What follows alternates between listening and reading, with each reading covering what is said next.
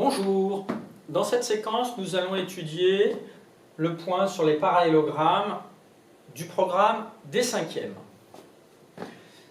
Pour ça, il va falloir avoir en tête quelques prérequis des années passées, peut-être travaillés déjà cette année, que sont des quadrilatères particuliers, rectangles, losanges et carrés. Au niveau des connaissances et compétences à acquérir, connaître la définition et les propriétés caractéristiques du parallélogramme, tout du moins un certain nombre de propriétés, comprendre l'effet de la symétrie centrale sur les longueurs et les angles, mettre en œuvre et écrire un protocole de construction de parallélogramme, tracer un parallélogramme à partir d'un texte ou d'une figure à main levée, et calculer l'aire du parallélogramme et exprimer les résultats dans l'unité adaptée. Premier point, parallélogramme et centre de symétrie. Définition, déjà, il faut savoir ce qu'est un parallélogramme. Alors un parallélogramme, c'est un quadrilatère dont les côtés opposés sont parallèles 2 à 2. Quadrilatère, donc pour vous c'est une figure plane, donc dans le plan, quelque chose qui est plat, qui a 4 côtés.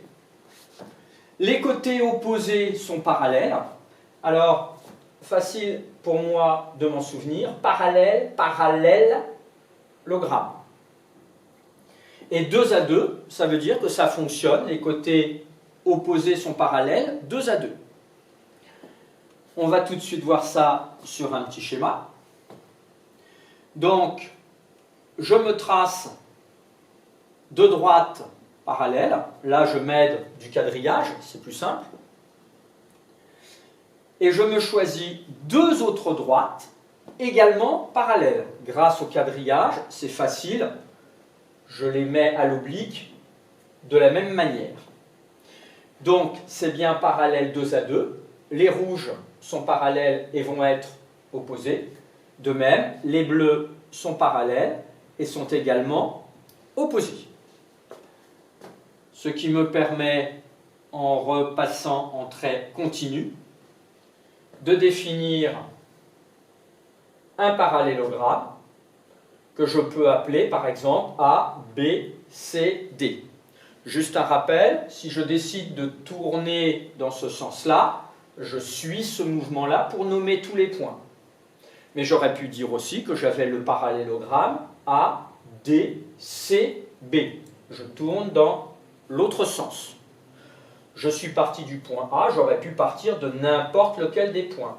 J'ai donc aussi le parallélogramme C, B, A, D. Et je peux noter ici que la droite qui passe par AB est parallèle à la droite qui passe par DC. Ce sont les droites en pointillés bleus. Et de même, j'ai également la droite qui passe par AD et la droite qui passe par les points BC, qui sont parallèles. Donc, je peux affirmer, d'après la définition, que ABCD est un parallélogramme. Donc, pour s'en souvenir, parallèle, parallélogramme. Un trait rouge dans la marge, ça, il faut le mémoriser.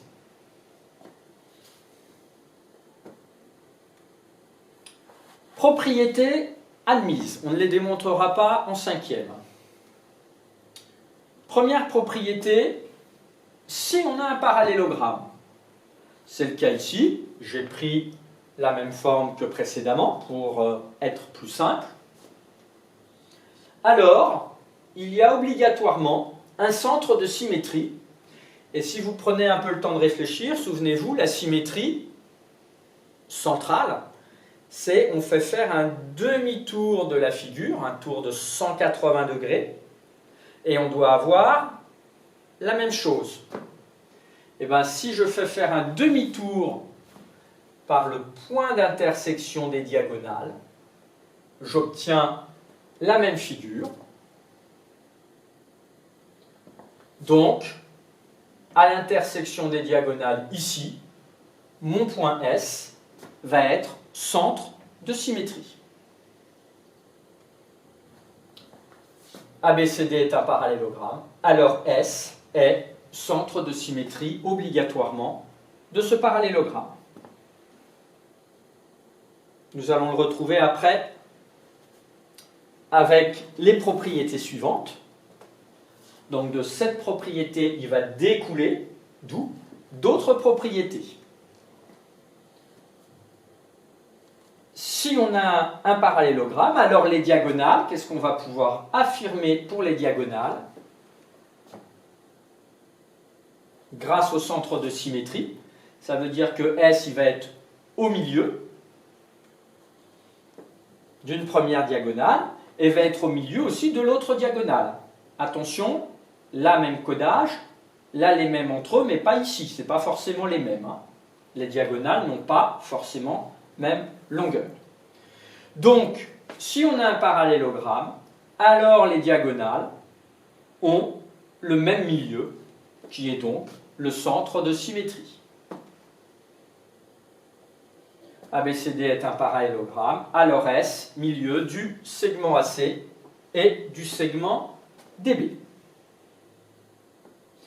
Autre propriété grâce au centre de symétrie. Si on a un parallélogramme, alors les côtés opposés, comme on fait faire un demi-tour, la longueur qui était ici est forcément la même que celle-ci, de même cette longueur-là, si on lui fait faire un demi-tour, doit être la même que celle-ci. Donc je mets un codage, là j'ai mis un peu comme des flèches, mais le tout, ce n'est pas des flèches, hein, c'est juste un codage pour indiquer même longueur les côtés opposés, même longueur les côtés opposés. ABCD est un parallélogramme, alors distance AB égale distance DC et distance AD égale distance BC. Enfin, toujours grâce à la symétrie centrale, si on fait tourner, les angles opposés, ici et là, et ces deux-là, si on fait tourner, celui-ci va se retrouver ici, si on fait tourner de 180 degrés, et celui-ci va se retrouver ici. Donc les angles opposés, ils vont 2 à 2 avoir la même mesure. Donc je mets un codage pour indiquer que les angles opposés sont 2 à 2 de même mesure. Là, il faudrait rajouter les chapeaux que je n'ai pas pu mettre sur mon diaporama pour indiquer le codage de l'angle. Donc, comme ABCD est un parallélogramme, alors l'angle DAB est égal à l'angle BCD et l'angle ABC est égal à l'angle CDA. Tout ça grâce à la symétrie centrale.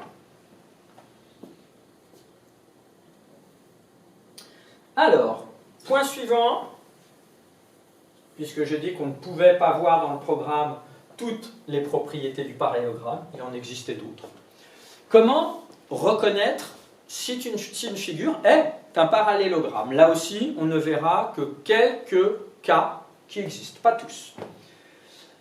Alors, on va déjà étudier le cas où on s'intéresse aux 4 côtés.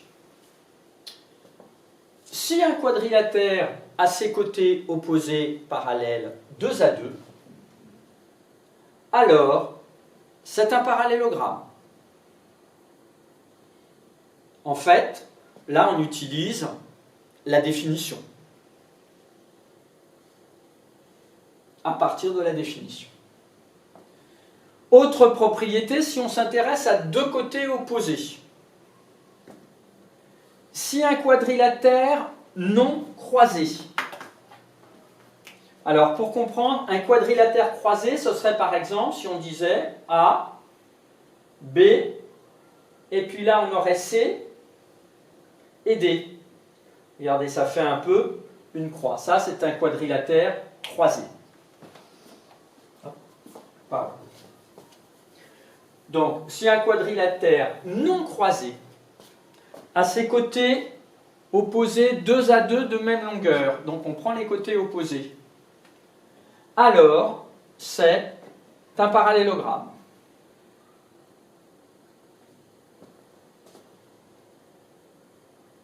il y a une petite étourderie de ma part que j'ai oublié de corriger. Là, ce n'est pas deux côtés opposés, c'est avec les côtés opposés. On les a pris deux à deux. Là, on se prend que deux côtés opposés. Donc, on va prendre deux côtés opposés parallèles et de même longueur. Il y a deux conditions cette fois-ci.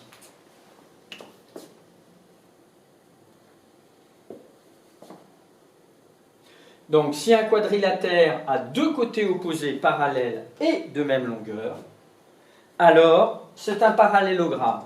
Ça veut dire que si je faisais une petite figure ici, on se prend deux côtés opposés.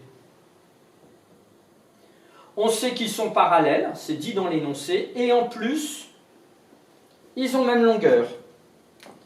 À ce moment-là, sans même savoir comment sont les côtés que je trace en rouge, si on a ces deux côtés qui sont parallèles et de même longueur, alors, forcément, ce quadrilatère est un parallélogramme. Alors que pour la figure précédente, ça veut dire qu'on prenait deux côtés opposés, on sait qu'ils ont même longueur, et on sait aussi que les deux autres opposés ont même longueur. C'est la différence entre ces deux situations.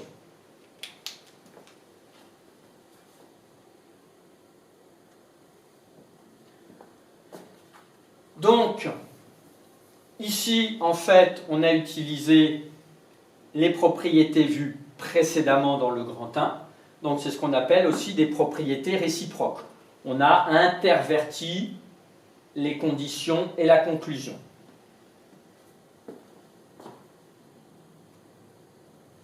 Avec les diagonales, comment reconnaître si un quadrilatère est un parallélogramme? Donc, si on a un quadrilatère et que les diagonales ont même milieu, alors on pourra conclure que c'est un parallélogramme. Voilà, par exemple, vous avez une figure qui vous est donnée, un quadrilatère, et on vous dit que la diagonale ici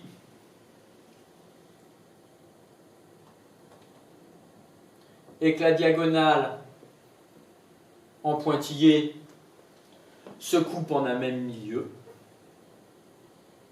à ce moment-là, on pourra affirmer que ce quadrilatère est un parallélogramme. Donc voilà pour quelques propriétés permettant de reconnaître si un quadrilatère est un parallélogramme.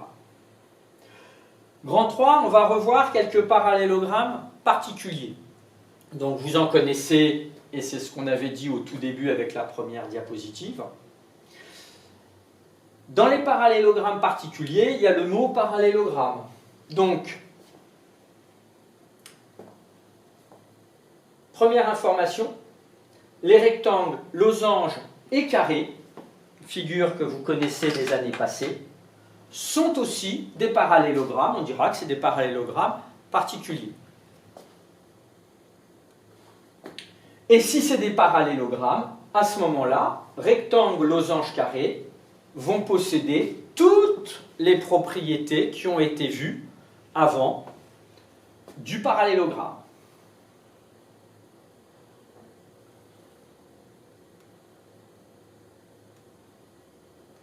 On va se rappeler quelques définitions.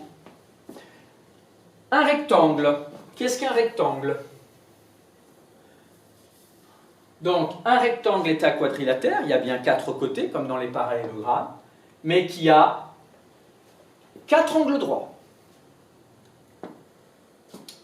Ensuite, un losange. C'est aussi évidemment un quadrilatère, mais lui, il a quatre côtés de même longueur.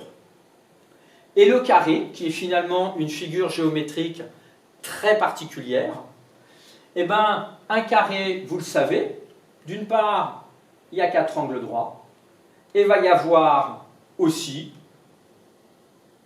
quatre côtés de même longueur. Donc, 4 angles droits et 4 côtés de même longueur. De ce fait, à cause de ce « et », on peut affirmer qu'un carré est à la fois un rectangle et un losange.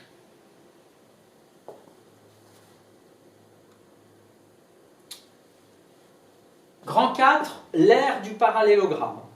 Alors vous connaissez déjà également l'aire des figures particulières que sont carré et rectangle. On va généraliser à tous les parallélogrammes. Donc, propriété admise, on va partir d'un parallélogramme qui est un peu blanc en son centre, puisque l'aire, ça va être globalement cette surface-ci qui est bleutée. Alors, on va trouver ensemble, à l'aide d'une figure que je mets à droite, quelle est la formule générale pour calculer l'aire de tous les parallélogrammes.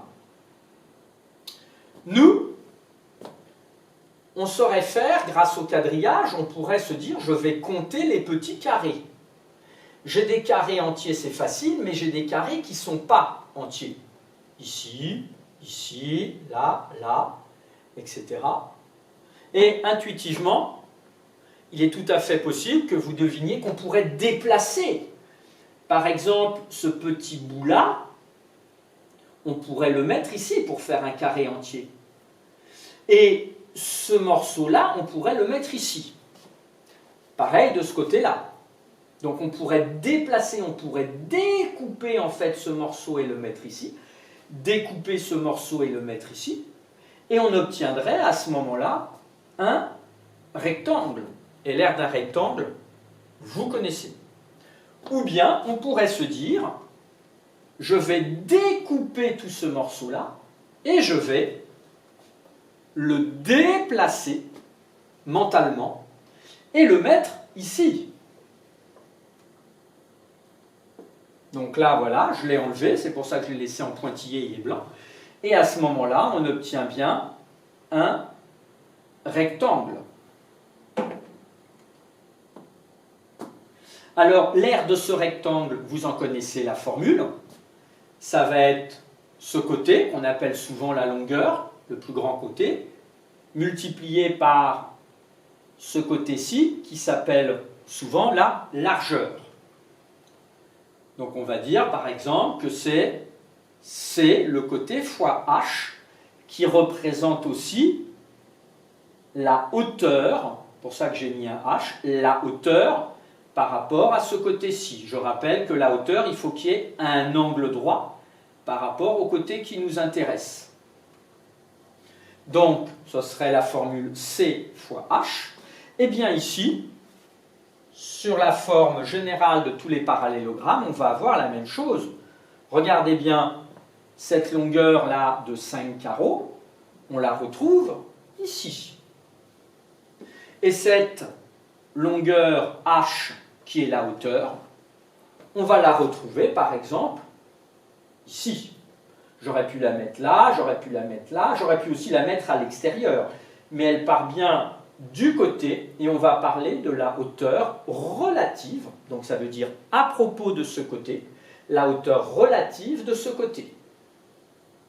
Et attention, il faut bien que ce soit en angle droit de là jusque là.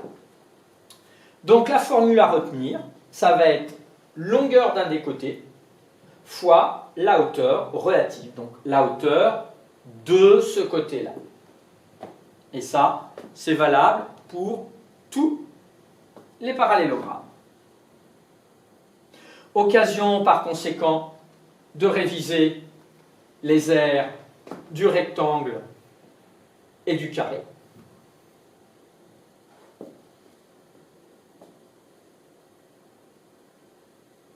Donc, pour le rectangle, on en a parlé juste avant, ce serait A fois B, qu'on appelle aussi, oups, pardon, ça va un peu vite, la largeur fois la longueur. Attention de bien donner un sens aux abréviations. Si vous mettez petit l et grand L, si l'énoncé ne précise rien, ça peut être un peu ambigu. Donc, il ne faut pas hésiter à mettre une légende. Et ici, si le carré a pour longueur de côté C, c'est C fois C, ou bien C exposant 2 ou C au carré. Donc deux formules connues, mais qu'il faut avoir encore en tête pour ces parallélogrammes particuliers. Et il nous reste un point à voir, que sont les unités d'air. Donc il existe différentes unités de surface, et on utilise un tableau de conversion, comme vous l'avez appris dans les années passées, pour passer d'une unité à une autre. Dans ce tableau, j'ai fait apparaître quelques-unes des unités d'air. Le mètre carré, le décimètre carré, le centimètre carré, le millimètre carré, avec leur notation. Décamètre carré, hectomètre carré, kilomètre carré. Et j'ai également mis une autre unité de surface qu'il faut connaître, qui est l'hectare, abrégé avec un petit h et un petit a, ou l'ar, qui est un a minuscule. On va voir, pour finir cette séquence, quelques exemples de conversion. Premier exemple, on veut convertir 57 mètres carrés en décimètres carrés. Donc il faut déjà réfléchir où dans le tableau je vais placer 57 mètres carrés, sans se tromper. Donc comme on le voit, chacune des unités est partagée en deux sous-colonnes grâce au pointillé. Ça c'est normal. Il n'y a qu'une colonne, c'est quand c'est des unités de longueur. Mais là c'est des unités d'air, de surface. Donc 57 mètres carrés, il y a comme unité 7 et comme chiffre des dizaines 5. Donc le 57, on va mettre le 7 dans la colonne de droite, c'est les unités de mètres carrés, et là c'est les dizaines de mètres carrés. On veut convertir en décimètres carrés, donc il faut compléter mentalement ou sur son brouillon jusqu'au chiffre des unités des décimètres carrés. Et on lit à ce moment-là que 57 mètres carrés est égal à 5700 décimètres carrés. Maintenant, convertissons 132 mètres carrés en hectomètres carrés. Donc, même principe, le chiffre des unités, des dizaines. Donc, je place 132 mètres carrés. Et en fait, comme vous l'avez vu dans l'animation, je l'écris dans cet ordre-là. Je commence par le chiffre des unités. Je vais vous le remettre. Donc, regardez bien l'animation. Hop, d'abord le 2, puis le 3, puis le 1, qui passe dans une troisième colonne. Donc là, je lirai bien 132 mètres carrés. Je veux des hectomètres carrés, donc il faut que j'aille jusqu'à hectomètres carrés, 0, 0. Je m'arrête là, je suis dans les unités des mètres carrés. Par contre, je dois rajouter une virgule. Donc j'ai 0,0132 hectomètres carrés.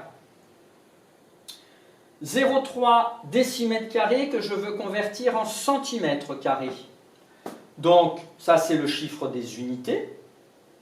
Donc, je vais mettre 0 dans les unités des décimètres carrés. 3. J'ai bien 0 décimètre carré, virgule 3. Et je veux des centimètres carrés, donc il faut que je rajoute un 0 ici. Donc, celui-là, je n'en tiens plus compte. Je lis bien dans la colonne ici que j'ai au total 30 cm². Et enfin, je veux convertir un hectare en mètres carrés. Donc là, attention, il faut que je regarde ces colonnes-là. Un hectare, donc je vais placer le 1 ici. C'est le chiffre des unités d'hectare. Et je veux en mètres carrés. Donc je vais jusqu'au chiffre des unités du mètre carré et j'en déduis qu'un hectare égale 10 000 mètres carrés. Donc après, il faut s'entraîner et si nécessaire, poser des questions à votre professeur. Voilà pour cette séquence. Bonne utilisation à tous.